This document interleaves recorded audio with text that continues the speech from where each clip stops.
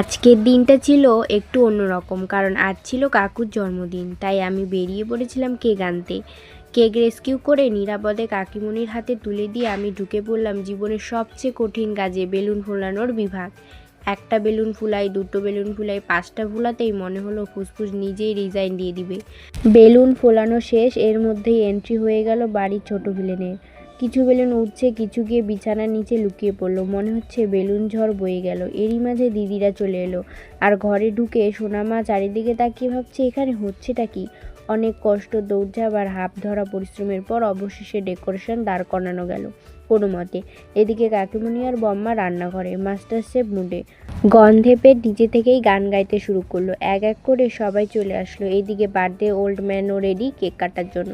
অবশেষে কেক কাটার সময় এলো, সবাই হ্যাপি বার্থডে গাইলো, কেউ সুরে কেউ বেসুরে। কেক কাটা শেষ, কেক খাইয়ে দিয়ে আশীর্বাদ করলো, আর তারপরে শুরু হলো আসল লড়াই। এক এক করে সবাই খেতে বসলো, প্লেট ভর্তি, পেট ভর্তি, মন ভর্তি। আর এভাবেই কাকুর জন্মদিন ভালো করে কেটে গেল। ভিডিওটা ভালো লাগলে লাইক, কমেন্ট আর সাবস্ক্রাইব করতে ভুলো না।